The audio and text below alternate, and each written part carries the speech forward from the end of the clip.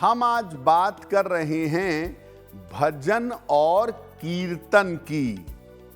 तो सबसे पहले ये जानते हैं कि भजन और कीर्तन की महिमा क्या है। देखिए, व्यक्ति के जीवन में एक ही अवलंब होता है, एक ही सहारा होता है, वो है ईश्वर। और ईश्वर को कई तरीकों से, कई मार्गों से पाने का प्रयास किया जाता है। ज्ञान मार्ग से, कर्म के मार्ग से और भक्ति के मार्ग से। भक्ति सर्वश्रेष्ठ मार्ग है और भक्ति से ईश्वर को पाना सबसे ज्यादा सरल है। भक्ति और एकाग्रता आने के लिए आपके मन में भक्ति पैदा हो, आपके मन में एकाग्रता पैदा हो, इसके लिए तमाम चीजों का सहारा लिया जाता है, जैसे भजन, कीर्तन और भगवान के नाम का स्मरण। भजन और कीर्तन करने से मन की अवस्था, मन की स्थिति बहुत तेजी से ऊंचाइयों पर जाती है। मन बहुत तेजी से उन्नत होता है, मन बहुत जल्दी पवित्र होता है। तो अगर आप भजन कीर्तन करेंगे तो आपका मन बहुत ज्यादा पवित्र होगा और इसके बाद अगर आप ध्यान करेंगे या आप प्रार्थना करेंगे तो वो तुरंत सफल हो जाएगी। भजन और कीर्तन के सही प्रयोग से व्यक्ति को रोगों से, बीमारियों से और मानसिक समस्याओं से मुक्ति मिलती है। भजन और कीर्तन की सबसे महत्वपूर्ण बात यह है कि ये आपके मन से होते हुए आपकी आत्मा तक पहुंच जाते हैं। तो जो आपका मन है, जो आपके विचार हैं, वो पवित्र हो जाते हैं। और जब मन विचार पवित्र होता है तो उस पवित्र मन से की गई प्रार्थना तुरंत स्वीकार होती है।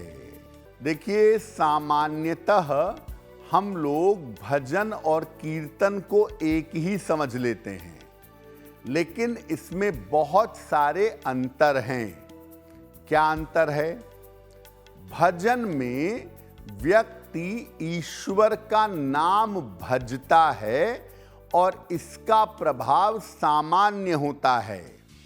आम तौर पर ईश्वर की स्तुति करता है, ईश्वर की प्रशंसा करता है भजन में। कीर्तन में ईश्वर के नाम का मंत्र जपता है और कीर्तन का प्रभाव अद्भुत होता है। कीर्तन में जो जपा जाता है वो भगवान के नाम को जपा जाता है और इसका प्रभाव अद्भुत होता है। भजन के बाद उपासना करना, पूजा करना आवश्यक नहीं होता, लेकिन जब आप कीर्तन करते हैं, भगवान के नाम मंत्र का कीर्तन करते हैं, तो कीर्तन के बाद उपासना करना जरूरी होता है। भजन एक गीत की तरह है जिसमें भगवान से प्रार्थना की जाती है, भगवान की स्तुति की जाती है, जबकि कीर्तन किसी मंत्र का उच्चारण है। भगवान का नाम जैसे होता है ना, जैसे कीर्तन है हरे राम राम राम हरे हरे, हरे कृष्ण कृष्ण कृष्ण हरे हरे। ये जो भगवान के नाम हैं, इन मंत्रों को जब गाया जाता है, इन मंत्रों पर जब एकाग्र हुआ जाता है तो उसे कीर्तन कहते हैं। भगवान के प्रभु के बहुत सारे नाम हैं और किसी भी नाम को भजने से, किसी भी नाम मंत्र का जप करने से वो कीर्तन की तरह प्रभाव देना शुरू कर देता है। अब जान लेते हैं कि भजन कीर्तन की महिमा क्या है। देखिए, कीर्तन जितने ज्यादा लोगों के साथ किया जाएगा और जितने लंबे समय तक किया जाएगा उतना ही ज्यादा प्रभावशाली होगा। और कीर्तन अगर नृत्य के साथ किया जाए तो रोगों से मुक्ति मिल सकती है। भगवान शिव ने और माता पार्वती ने नृत्य के साथ कीर्तन का आविष्कार किया था। खास तौर से माता पार्वती ने कौशिकी नाम का एक नृत्य आविष्कृत किया था जिससे हर प्रकार के रोगों और तनावों से मुक्ति मिलती है। शास्त्र कहता है कि जहां भी कीर्तन होता है ईश्वर वहां अवश्य ही रहते हैं। भगवान कहते हैं नारद से, ना हम वसामि वैकुंठे योगिनाम हृदय नवा मद भक्ता यत्र गायन्ति तत्र तिष्ठामि नारदः। हे नारद, मैं योगियों के हृदय में नहीं रहता, मैं वैकुंठ में भी नहीं रहता, लेकिन जहां मेरे भक्त मेरा गान करते हैं वहां मैं अवश्य विराजमान होता हूं। किसी घर या स्थान में अगर आप नियमित रूप से कीर्तन करें तो घर की सारी नकारात्मक ऊर्जा दूर हो जाती है। अगर आप नियमित रूप से कीर्तन करें अपने घर में तो आपके घर की तरंगें इतनी ज्यादा पॉजिटिव हो जाएंगी कि उससे पूरे घर का माहौल बदल जाएगा। अब ये जानते हैं कि कीर्तन करेंगे कैसे ताकि मानसिक और आत्मिक लाभ आपको हो सके।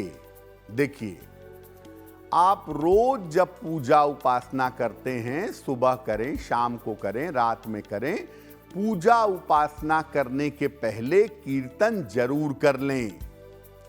कीर्तन करते समय या तो हाथ जोड़े रहें या तो दोनों हाथ ऊपर की तरफ रखें और भगवान का स्मरण करते हुए जो उनके नाम मंत्र का कीर्तन है वो करते रहें।